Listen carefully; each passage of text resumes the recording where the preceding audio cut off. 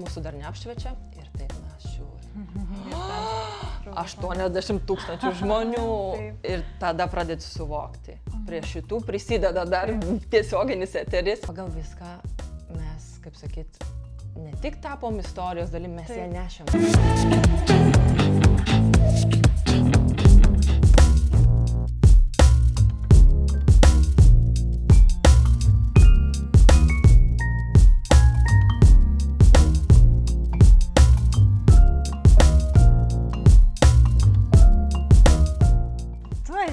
Gimusi ir užaugusi Palangoje, teisingai, taip. Ir gan jauname amžiuje tu nuvykai į Milaną ir pasilikai Milane, ar ne? Taip. Aš suprantu, kad lyginti šios miestus neįmanoma ir net būtų kvaila, taip, bet po Palangos, koks tavo įspūdis buvo atvažiavus į šį miestą?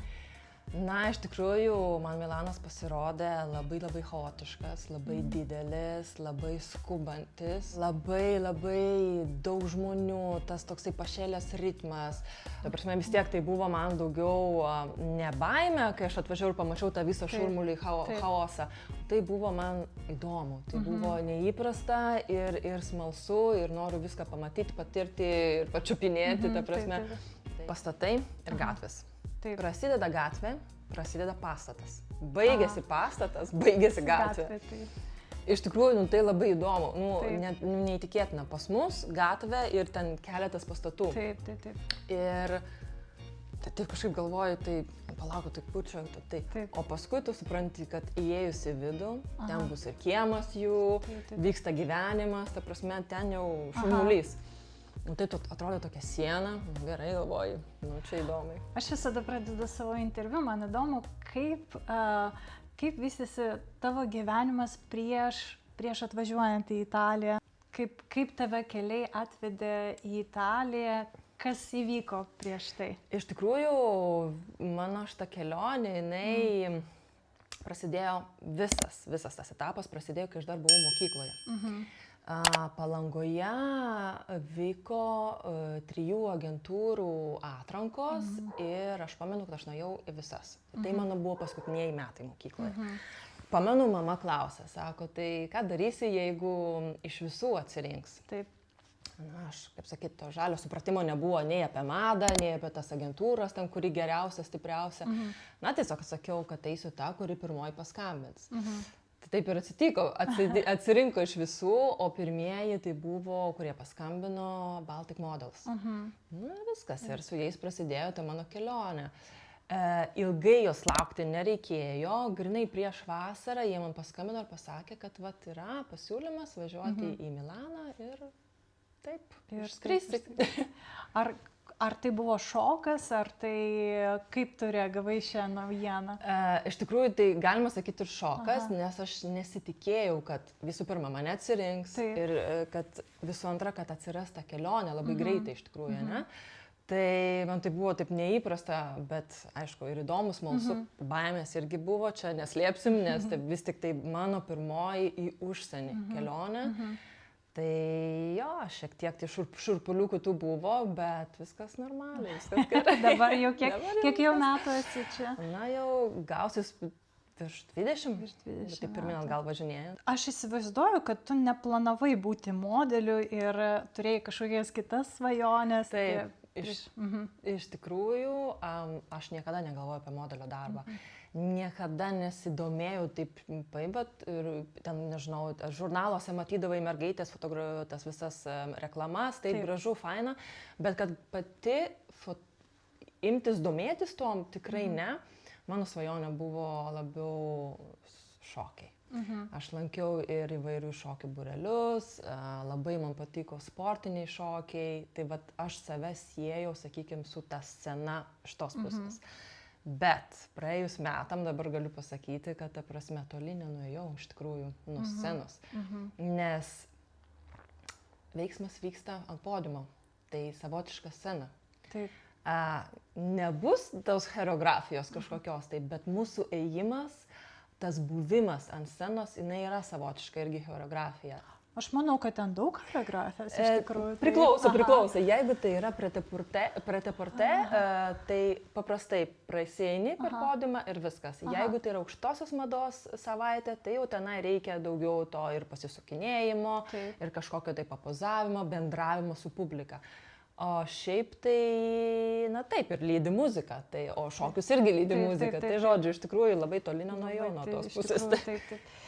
Atvažiuoji į Milaną, taip, tau 19 metų, tėvai tikriausiai, aš nežinau, šokia, nesupranta, kas vyksta, bet tikriausiai džiaugiasi, kad tau tokia galimybė atsitiko. Kai tu atvažiavai, ar tu tikėjaisi, norėjai čia pasilikti ilgiau, ar tai nebuvo, tai tiesiog pasiūlymas, išvažiuoju, bet nesitikiu, kad čia užsiliksiu. Ne, iš tikrųjų nesitikėjau, kad aš išvažiuosiu, liksiu ir taip ilgai dar. Tėvai, aišku, pergyveno, nes tai vienturtė duktė, išvažiuoja taip toli, nu vis tiek, kaip sakyti. Dar modeliai, dar tais laikais įsivaizduoju, buvo toks stereotipas. Nelabai gražiai mūsų žiūrėjo. Ir dar, sakyčiau, iki šiol yra išlikę, kad vis tik neturi tos pagarbos modeliui. Tai, su metais supras, kad iš tikrųjų tai yra darbas, o ne šiaip vakarėlį ir dar kažkas. Tai iš tikrųjų taip, aš kai atvažiavau čia, aš pamenu, ir reikėjo eiti į atranką, ne atranką, atsiprašau, į agentūrą. Tai nebuvo telefonų, nebuvo žemėlapių. Papasakosiu nuo pradžių. Iš oro uosto mane pasiėmė vairuotojas. Nuvežė į modelių apartamentus ir pasakė, rytoj 10 valandą ateisi į agentūrą ir ten mes tave išmatuosim, fotografuosim, viską, žodžiu, surašysim, ką reikia. Gerai. Paėmė baltą lapą ir man parašė gatvę, išbraižė žemėlapį, kaip sugebėjo ir pasakė, tai sutiksim rytoj. Ir ką? Išaušo rytas, reikia keltis, eiti į kitos agentūros.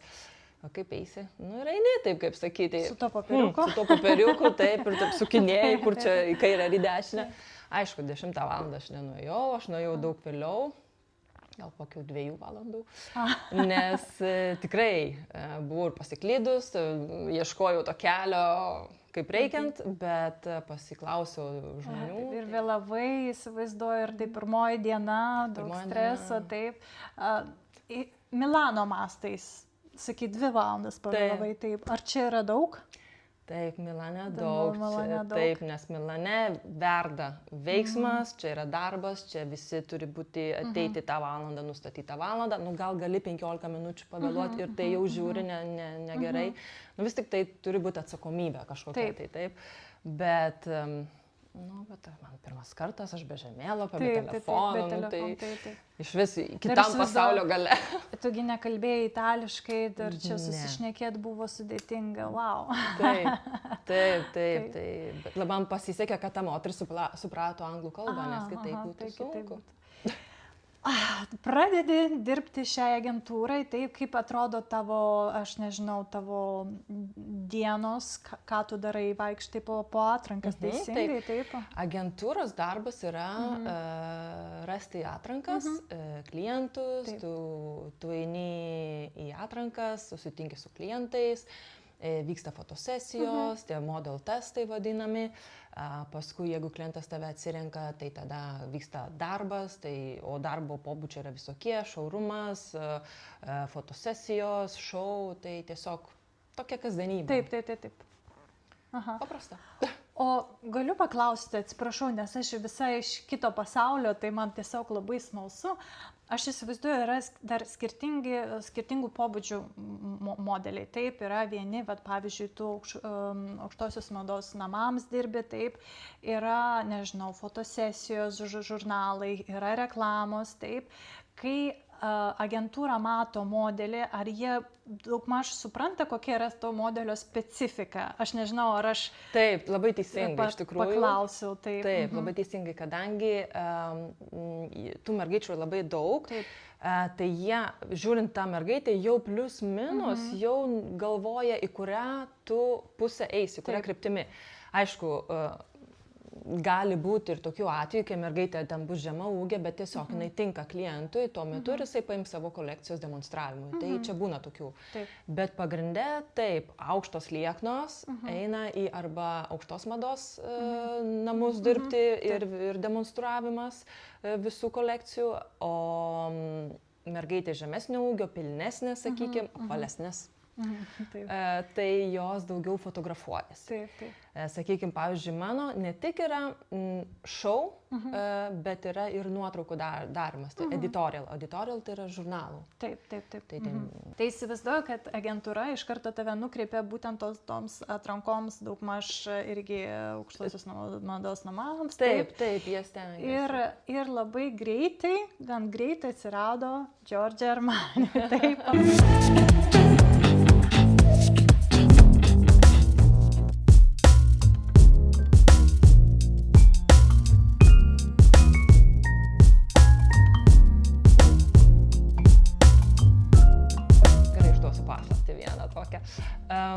Vyko pirmoji atranka ir reikėjo eiti su aukštakulniais. Aš buvau atsivežus aukštakulnius, kurie buvo labai aukšti ir iš tikrųjų aš nebuvau pripratus su jais vaikščioti. Kai lankiau šokius, mes šokdavom su kulniukais, aukštakulniais, bet jie, kaip sakyti, ant 4-5 aukščio centimetrų. Tai tikrai netokie aukšti, tai labai lengva. O šitie buvo aukštokiai. Ir aš pamenu, reikėjo prasieiti, aš prasėjau, tai aišku, tas mano įimas nebuvo toks labai savim pasitikintis ir ne taip pasirodžiau, kaip reikėjo.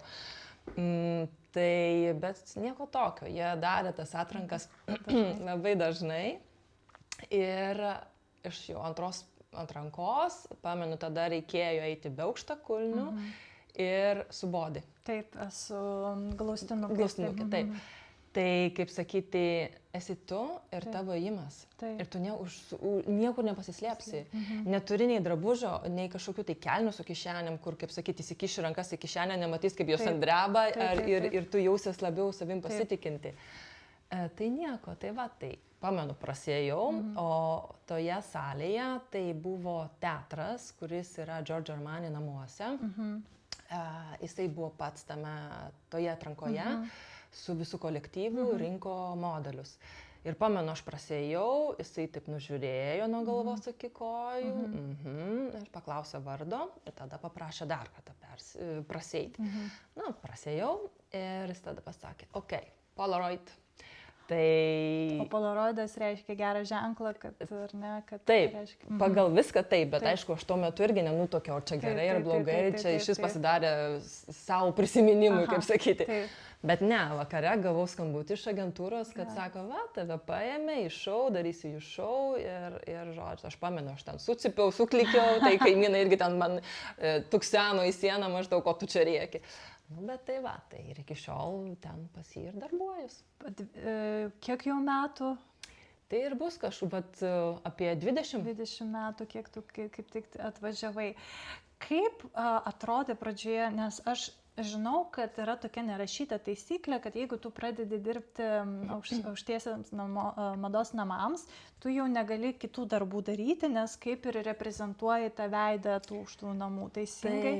Taip, teisingai. Čia tokia būtų kaip nerašyta taisyklė, kadangi jeigu vienas stilistas tave atsirenka, dizaineris, reiškia, tu atitinki jo stereotipą, tai, ko jisai ieško, ne?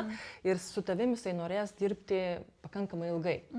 Jeigu atsirenka ir kitas tave, tai bus nekorektiška ir ten lakstyti, nes jie nori turėti tos, mano modelius.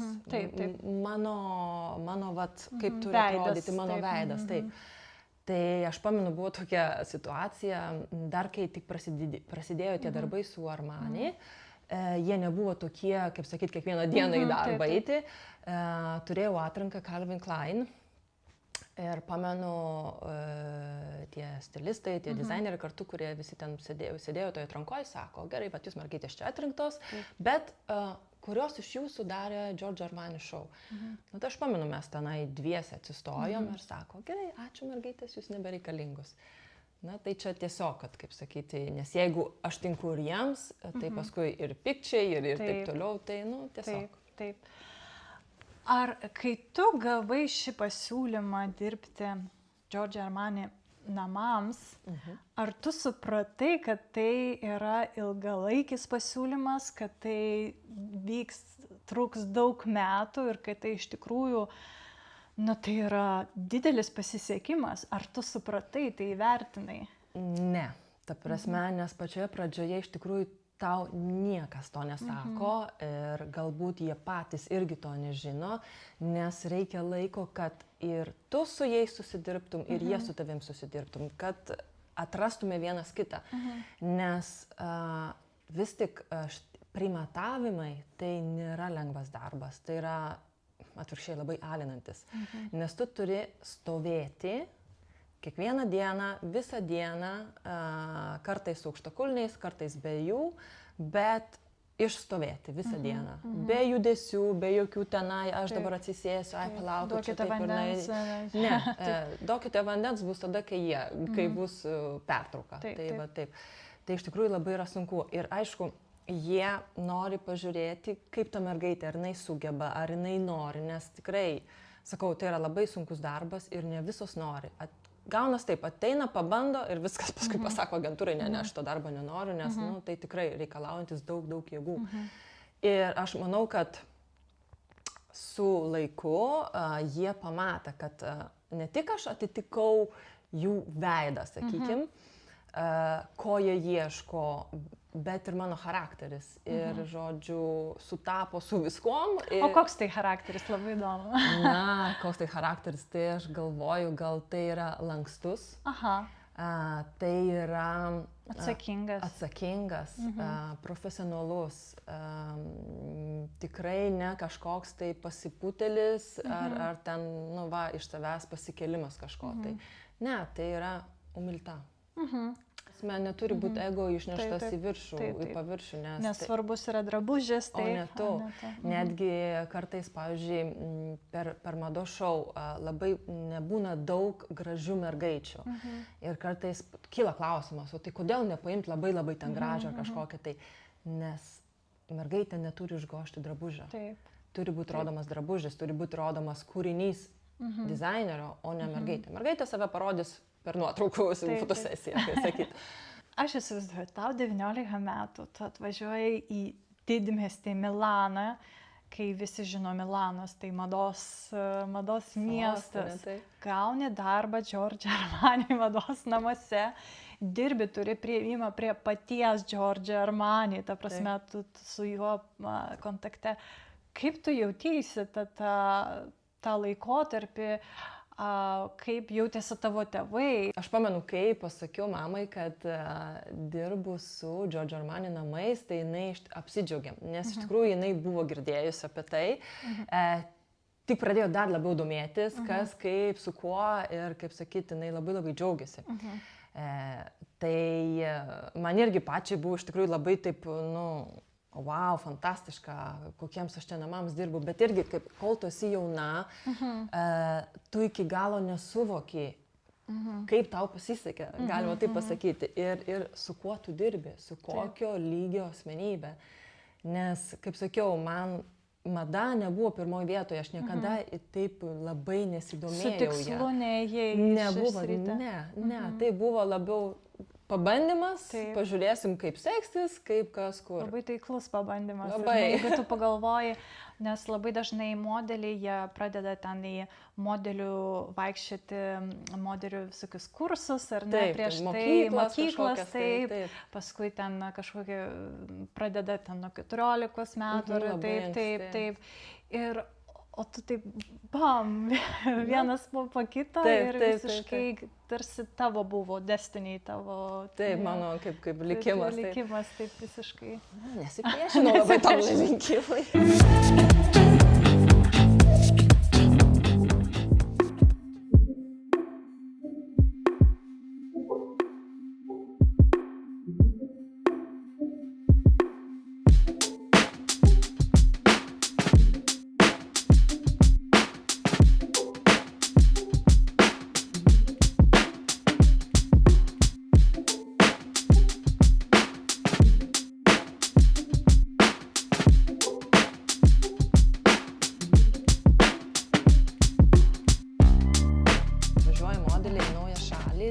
agentūros, jos mums duoda modelių apartamentus. Ir mes ten visus kartu gyvenam, visos mergaitės iš visų šalių, tai gali būti ir sutinka charakteriai, gali ir nesutik charakteriai, visokių ten niuansų yra buvę. Ir gyveni vos ne 12 mergaičių, 2 vonios kambariai, 1 virtuvė nedidelė, kambaryje po 4-5 priklauso kiek lovų telpa. Žiūrėk, kad dar neapvogtų ir dar kas nors, bet, ta prasme, tokia kasdienybė buvo. Aišku, turi ten už savo lėkštę kovoti, nes žiūrėk, ten kažkas pavalgė, neišplovė. Toks bendrabutis, ar ne? Taip, bendrabutis. Taip. Bet aš manau, kad va tokios visos, pavadinkim, nelengvos situacijos, jos tave grūdina. Ir tikrai tau padeda kaip sakyt, subręsti, išaugti ir pasiruošti bet kokiai situacijai gyvenimo, sakykim taip. Paskui, aišku, gyveni, mokaisi ir viskas normalu ir išgyveni ir viskas gerai. O tai va tokia būtų ta kasdienybė.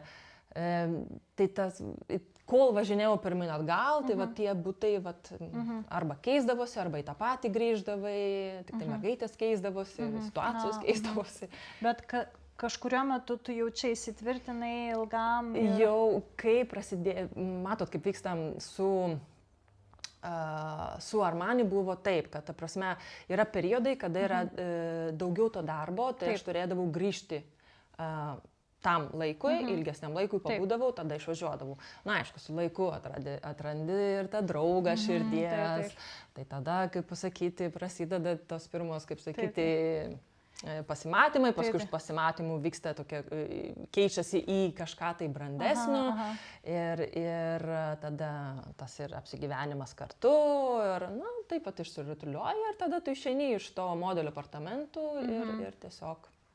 Nes vis tiek, kai tu tiek daug kartų važinėjai pirmyn atgal, paskui jau supratai, kad, kiek čia privažinėsi, kiek čia būsi ant tų lagaminų. Tai paskui kuriasi kažkoks, aš manau, vis tiek nenori socialinis burbulas, meilės ir taip toliau. Taip, draugai. Tai draugai, taip. Tai vis tiek jau mąstei, kad gal čia reikia, čia pasilieku. Irgi, kad pasakyt 100%, kad aš turbūt jau čia pasilieku, to irgi dar nebuvo. Tai nežinau, šiandien tas yra. Geras. Nes vis tiek aš lietuvė, ta prasme, malonu, labai faina, Italijoje, viskas tikrai, bet, ką žinau, kaip gyvenimas pasisuks. Negalime žinoti, kas bus rytoj. Tai todėl aš neuždarau durų ir, kaip sakyti, kategoriškai nesakau, kad aš jau čia sprendžiau likti. Negaliu pasakyti, kad įsileidai visgi šaknis čia.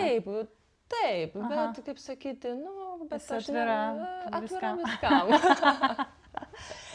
Kaip vyksta darbas Giorgio Armani namuose? Koks tavo buvo būtent darbas? Ką tu turėjai daryti? Mano darbas buvo iš tikrųjų labai paprastas, bet ir sunkus. Tai tas yra drabužių primatavimo modelis. Tai yra, tu ateini ir maždaug nuo 9 iki 6 vakaro, su pietų pertrauka, su kažkam tai ten pertraukėliam, stovi visą dieną ant kojų.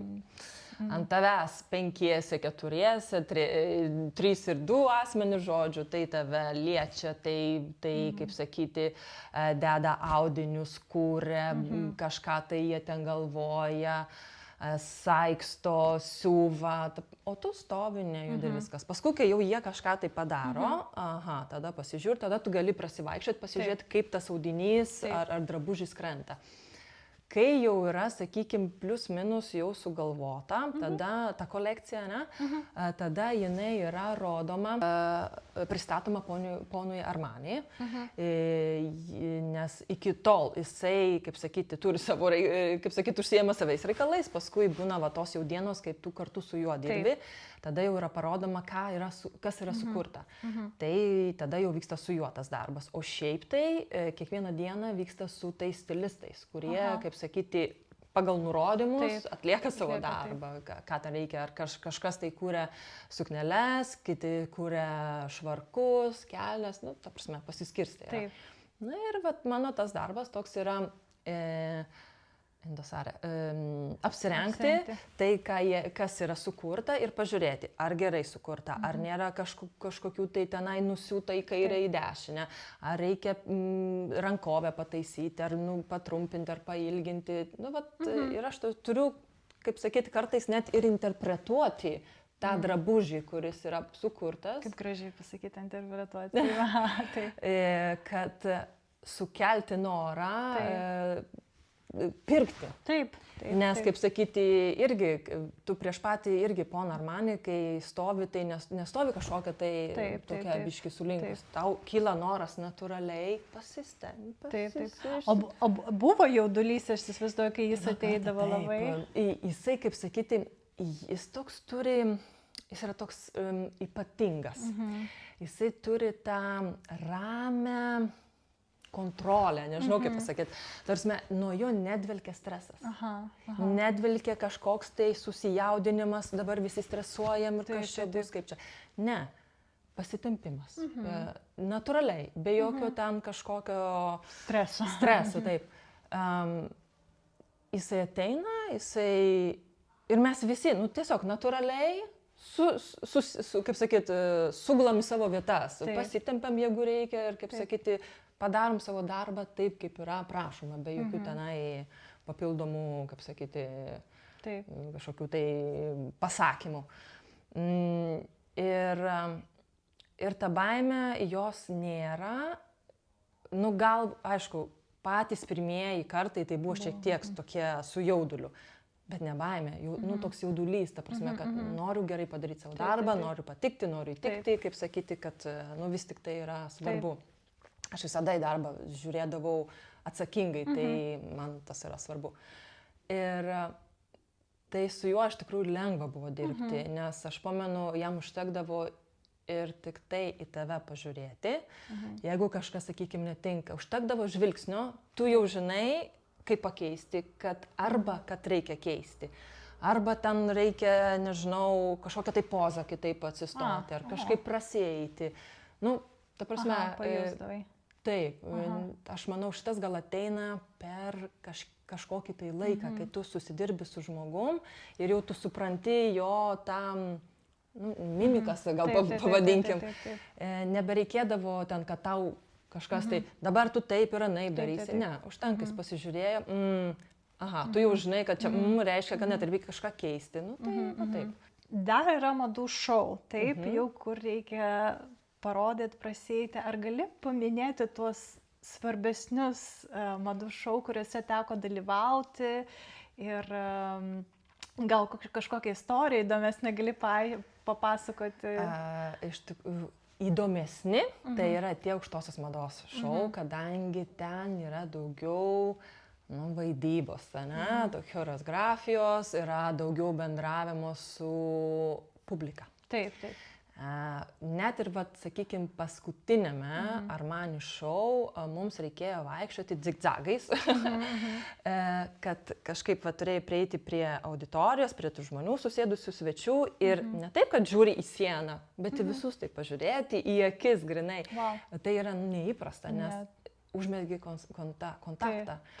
Ir žmonės, mes atrodo jaudinamės, nes kaip čia reikės daryti, vis tiek čia žmonės, nesame įpratę, mes tik esame įpratę, eini tiesiai žiūri, ten tiesiai į kamerą, viskas pasisukinėjau ir nuėjau. O čia toks kaip bendravimas stylus gaunasi. Ir aš pamenu, buvo aktorius, dabar tikrai nepamenu nei vardo, nei pavardės, bet žodžiu, aš jį labai gerai žinau, labai gerai. Tai aš, kai jį pamačiau, tai man taip, tiesiog natūraliai toks gavosi šypsena iki ausų. Kurios neturėjo būti, ne? Nelabai jos turėjo ten būti, bet taip gavosi, taip, labą dieną, vos ne. Ir aš pamiršau, kad man ir kitas pusės reikėjo ten sukinėtis, ta prasme, su kitais žmonėm pabendrauti, sakykim taip. Ir aš taip, tiesiog užstrigau. Gerai, sukis Ieva, jau reikia eiti į kitą galą. Tai, tai buvo tokia, sakykim, paskui būna, pats drabužis jau jis yra sudėtingesnis aukštosios mados. Tos visos suknelės, jos yra daug netokios paprastos. Ta prasme, jas reikia mokėti ir parodyti, negali taip prasieiti kaip gatvėje ir viskas. Turi ją atgaivinti, turi parodyti taip, kad žmonės, tie, kurie sėdi, jie jaustųsi, jie pajustų alsavimą tos suknelės. Tai iš tikrųjų čia reikia jau aktorystės, kaip sakyti. Aš įsivaizduoju, ir ne visada tas drabužis gali kaip patogus būti, taip, ir tu vis tiek turi atskleisti, būti labai lengvai. Girdėjau istorijų, kad ir su batais duoda mažesnius batus ir tu vis tiek turi gražiai prasieiti. Taip, drabužiai labai labai gražus, ne visada patogus, tas tiesa. Labai dažnai lieka žymės. Na, nes, audinys toks, tie visi akmenukai prikabinti ir šiaip būna, nežinau, atrodo per repeticiją ar prieš tą visą šou, kai tu darai primatavimus, atrodo viskas gražiai krenta ir niekur tau nei trina, nei viskas normaliai, o čia per šou, ar tas jaudulys, ar dar kažkas, tai pradės batai trinti, tai dar kas nors. Bet yra buvę ir taip, kad man pakeitė batus. Į mažesnius. Ir ką, turi eiti ir tu negali parodyti, kad tau ten spaudžia, kad skauda, kad labai trina. Nieko. Jeigu reikia šypseną, išmeti šypseną, nusišypsai ir keliauji savo. Bet čia tai tokie... Žinai, skamba viskas labai, tikrai labai gražiai. Ta prasme, tu jauna, išvažiuoji, taip viskas greitai tau pasiseka, taip, bet aš įsivaizduoju, kad tas mados pasaulis turi ir kitą pusę savo, gal mums nematomą, tą sunkiai, kaip tu sakai, kad stovi primatavimai nėra tokie jau paprasti, bet aš įsivaizduoju ir konkurenciją gal kažkokią, ir įtampą, ir man įdomu, kaip mados pasaulis čia gyvuoja Milane, nes aš kaip pagalvoju apie kažkokį New Yorką įsivaizduoju, yra modeliai, jie vieni kitus pažįsta ten, žinai.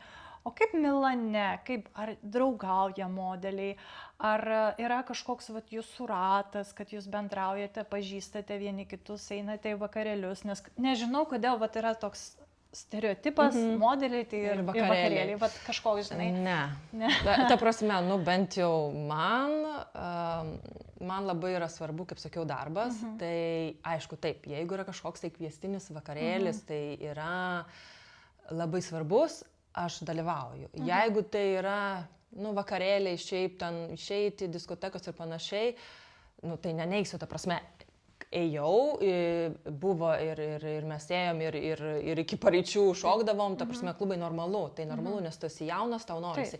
Bet tai tikrai nebuvo tas, kad gali pasakyti 100% modelis, vakarėlis. Ne, man tai nebuvo svarbu, man labiau rūpėjo išsimagoti geriau, kad nebūtų pajuodę paakiai, kad aš pati nebūčiau pavargusi, nes 5 dienos, atrodo, kas čia, gal nedaug, gal daug, bet kai tu kiekvieną dieną turi išstovėti. Būti formoje.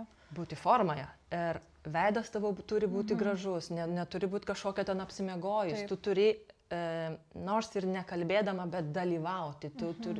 Tas turi būti toksai gyvybė tavyje. Taip. Tai dėl to aš tų vakarėlių kažkaip per daug jų ir nemačiau.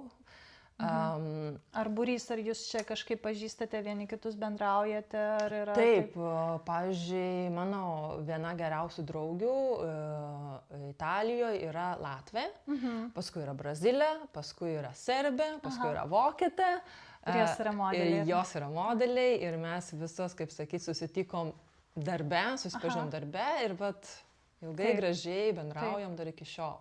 Ar yra toks dalykas, aš visada irgi klausiu savo pašnekovių, moterų dažniausiai, nes ir man dažniausiai atsako tą patį dalyką, bet man įdomu kaip iš tavo pusės, nes tu atvažiavai gan jauname amžiuje. Ar draugauja italės? Dažniausiai tos užsienietės, kurios atvažiuoja čia, susiranda draugų tarp kitų užsieniečių, kažkaip nori, nenori. Ir atrodo, kad taip, atviri, draugiški italai, bet vis tiek prisileisti iki draugysčių. Nelabai. Yra. Dabar, sakykime, jau po daug metų aš turiu ir italių, draugių, taip, viskas normalu. Bet iš tikrųjų, gal tas pats Milanas, jis yra šiek tiek toksai... Na, sakykim, tos jų draugystės, Milano, yra paviršutiniškos. Milaniečiai, jie yra labai mandagus, jie labai gražiai kalba, ta prasme, atrodo viskas čia gražiai, bet kad ta tikroji draugystė gimtų, reikia labai daug laiko. Jie labai sunkiai įsileidžia tą atvažiavusią. Taip. Ir ypač dar, jeigu tu esi aukšta, graži dar Graži modelis, taip. Tai jau tada šiaip iš tikrųjų taip pasižiūri, taip, nu ką tu čia atvažiavai mūsų vyrų, kaip sakyt, pasivokti ar kažkas tokio. Gal čia toks brožas būtų ir mano, nes aš esu irgi tokia labai, kaip sakyti, stebinti iš šalies. Aš ne iš karto taip savo prisileidžiu žmonės. Aš noriu vos kaip patyrinėjau, kaip sakytų, čia man tiksi, netiks ar kažkas tokio. Na, nežinau, čia charakterio dalis tokia, čia nieko nepasakyti.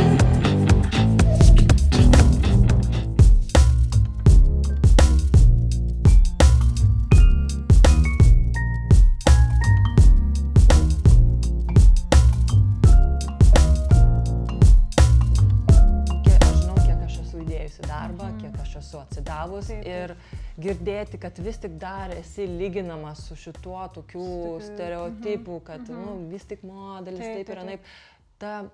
Tas stygius tos pagarbos, iš tikrųjų šiek tiek skaudina, nes mes iš tikrųjų mes dirbam, mes neatvažiavom atostogų, mes neatvažiavom čia, nepabėgom nuo tėvų ir darysiu, ką noriu. Čia mes einam. Būna ir ašarų, nes tu pavargsti, nes galbūt tą dieną, nežinau, dizaineris, sakykime, kažkoks tai, ar pats fotografas buvo nenuotaikoj ir gal kažką griežčiau pasakė. Bet tai, tai sakau, tai yra tikrai... Nerodyti irgi savo emocijų, tu esi taip.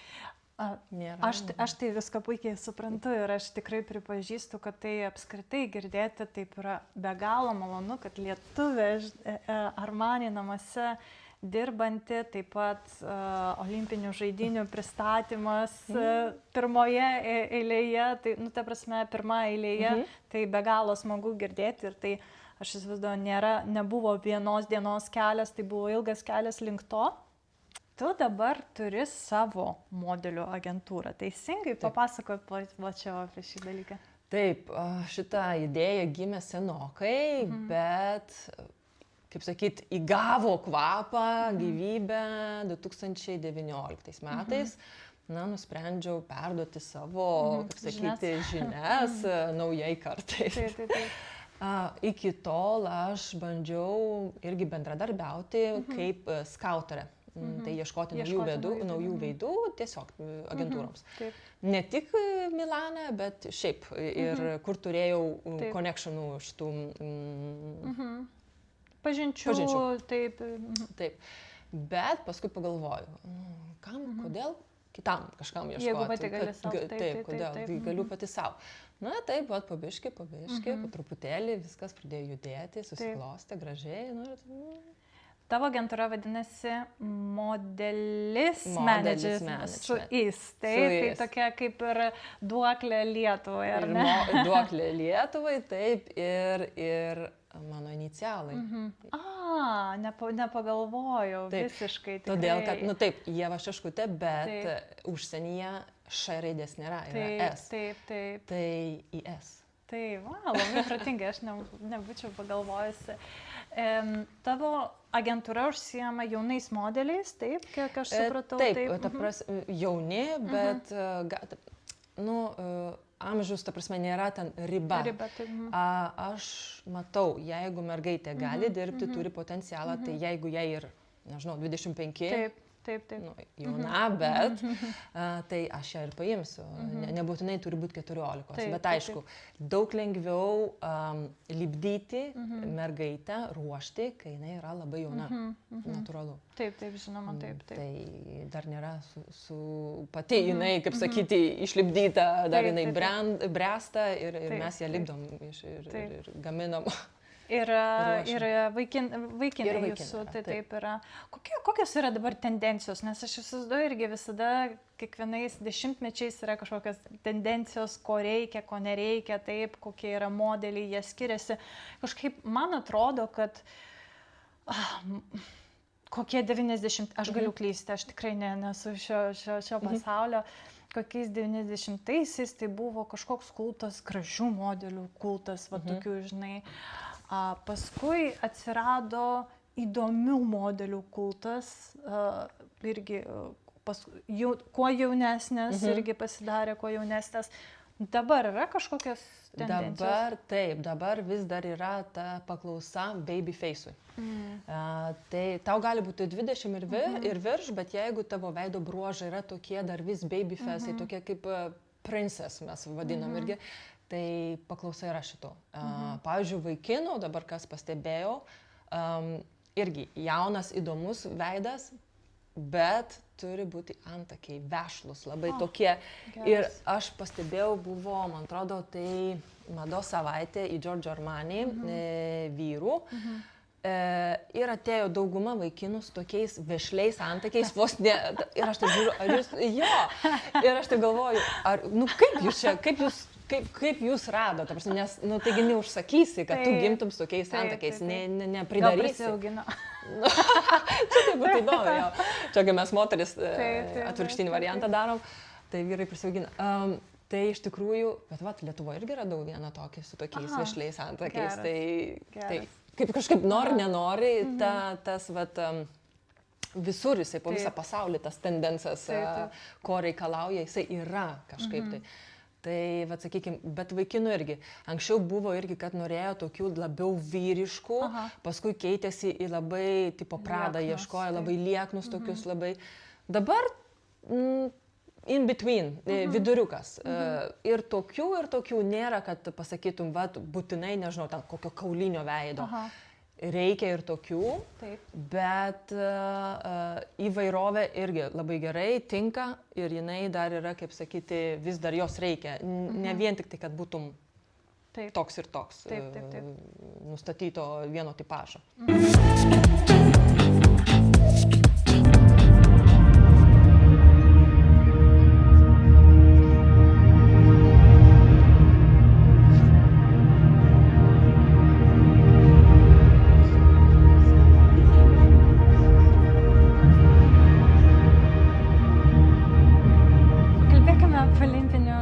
Atidarimo, taip. Aš įsivaizduoju, kad tai irgi tavo buvo labai svarbus įvykis tavo gyvenime, taip. Ir mums tai buvo irgi svarbus įvykis, matyti lietuvę eilės pradžioje.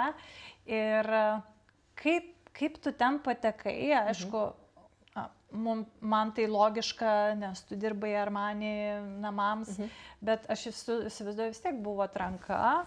Ir kaip vyko pasiruošimas ir kaip tu prisimeni tą laikotarpį pasiruošimą? Tai iš tikrųjų čia irgi viena iš staigmenų, kur net nesitikėjai, net negalvojai. Kad aš dalyvausiu toje ceremonijoje, tai aš sužinojau prieš Paryžiaus aukštosios mados savaitę. Bet visų detalių, kas kaip kur bus, nieko aš nežinojau, nei mes kitos, nieko nežinojau. Grįžom iš Paryžiaus, ir prasidėjo pirmadienis, antradienis, repeticijos. Atėjom tas repeticijas ir sako, duoda numerius. Taip. Mano buvo 41, 60 modelių iš visų buvo. Tai 41, tu esi kažkur ten prie galo, tai tikrai nebūsi pradžioj. Bet kai pradėjau statyti į eilės, žiūriu, aš stoviu pirma, pasigalvoju, palauk, gal pirma, gal ne nuo tos pusės, ką žinau, gal paskutinė, gal taip. Nieko, jo, pirma. Pradėjau suvokti, kas čia kaip ir bus, kad čia iš tikrųjų viskas taip, ne taip, kaip atrodė paprastai lengva ir be jokių tenai, o čia iš tikrųjų toksai iškilmingas dalykas, toks svarbus.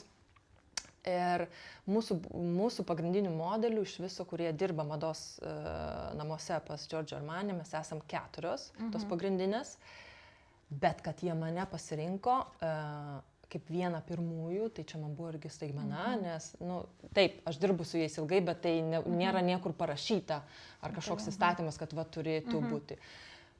Jie taip nusprendė, man buvo staigmena, tikrai nesitikėjau.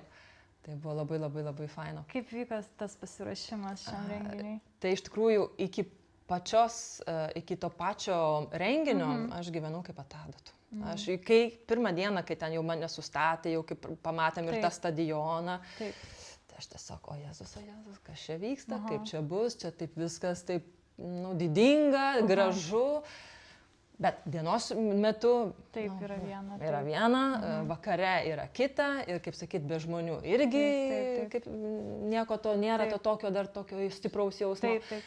Bet kai atėjo ta diena, Na taip, tai ir į pietų nevalgiau, nes tiesiog buvo tas jauduliukas, nes tu norėjai ir gerai pasirodyti, ir dar iš viską, esi viena pirmųjų.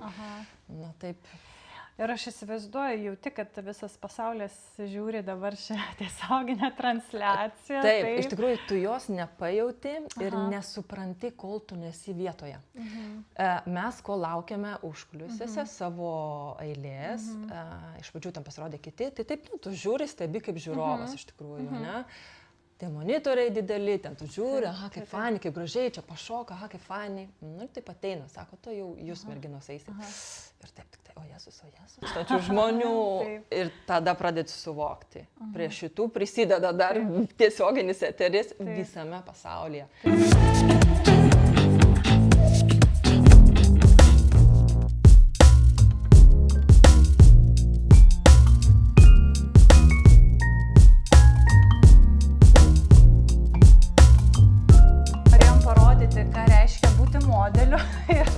Aš fonę. Norėjau tavęs paklausti apie Giorgio Armani. Koks tai buvo žmogus, mes šiek tiek palėtėm, bet koks jis išliks tavo atmintyje? Sakykime, gal ko man trūks? Tos elegancijos, kaip sakyti, jo buvimo šalia, jo paskutinio prisilietimo prie bet ko.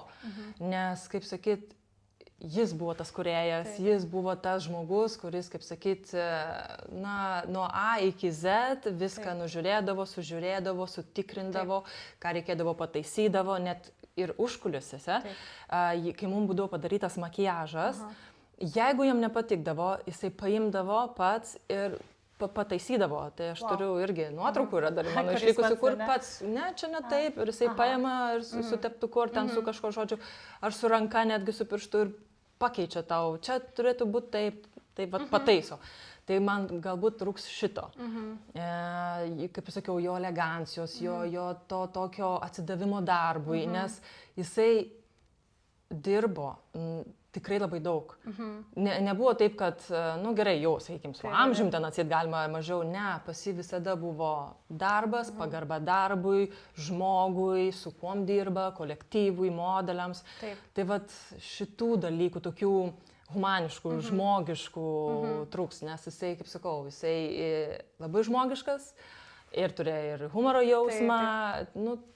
O kokiam santykiui jūs buvote? Aš puikiai suprantu, kad profesiniam santykiui visgi, bet tu ten dirbai 20 metų, ar ne? Visgi kažkokios susikuria kažkoks žmogiškasis ryšys ir su mados namais, tu ten jau kitaip visgi tave žiūri, kažkoks vis tiek šiltesnis. Tai koks tai buvo, ar galėdavot, aš nežinau, pajuokauti, ar pakalbėti daugiau nei apie darbą, apie kažkokius būtinius dalykus? Na, žinoma, su juo daugiau, tas ryšys buvo darbo pobūdžio, bet aišku, su juo galima buvo ir pajuokauti.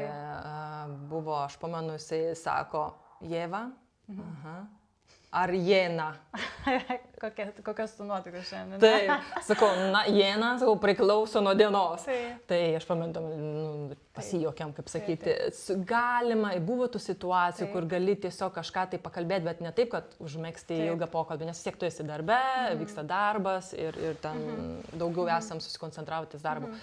Tas ryšys didesnis, jisai buvo vis tiek su darbu susijęs. Bet tai nereiškia, kad jisai buvo šaltas žmogus, jisai buvo labai elegantiškas, šiltas, labai, sakau, pagarba visiems, ant modelių nepykdavo, jam svarbu buvo atmosfera atsipalaidavusi, ta prasme, kad ramu, mes ramiai dirbam, kiekvieną savo darbą, gražiai atliekam, be jokio streso, spaudimo ir taip toliau. Tai vat... Aš žinau, kad jis tave ypatingai vadina, turėjo tavo nickname, tai taip, nes Jeva neegzistuoja italų kalboje tokio vardo ir jiems yra sudėtinga, tai jis tave vadino Jevita, toks itališkas, mažybinis taip, Jevas, labai gražu. Taip pat norėjau paklausti, ar tu savo garderobę turi daug Giorgio Armani drabužių ir ar kokius irgi...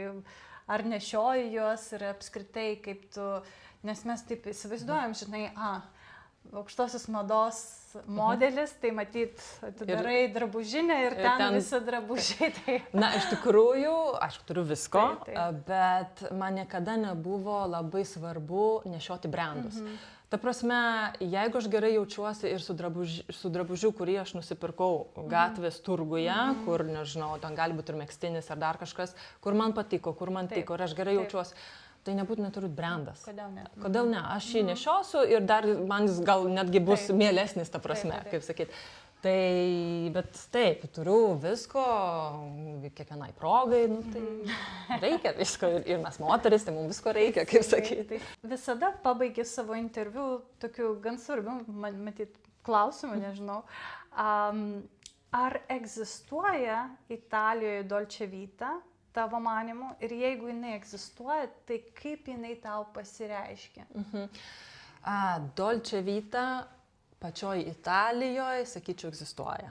Milane gal šiek tiek mažiau, nes Milanas pats kaip miestas yra šiek tiek šaltesnis. Čia yra daugiau ėjimo, darimo, judėjimo, skubėjimo. Nėra to, kaip sakyti, nu, atsisėskim, pailsėkim, čia suspėsim, padarysim. Nors kartais italai tai mėgsta. Bet, sakyčiau, Milane gal šiek tiek to trūksta.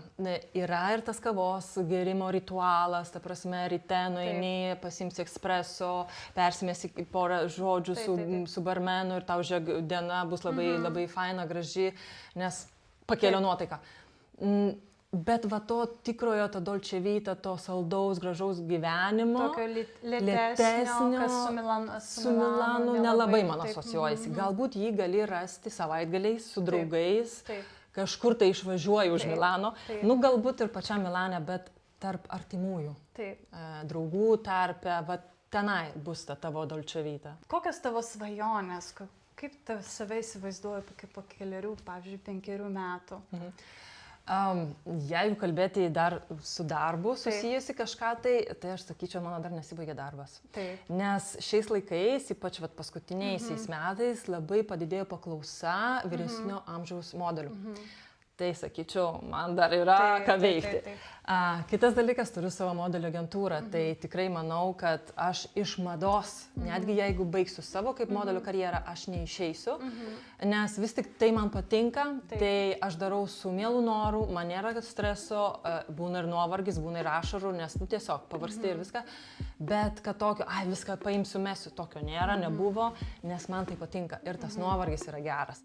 Jeigu dar neužprenumeravote mūsų kanalo, siūlau jums padaryti tai kuo greičiau. Čia įdomiai ir nenuobodžiai pasakojame apie gyvenimą Italijoje.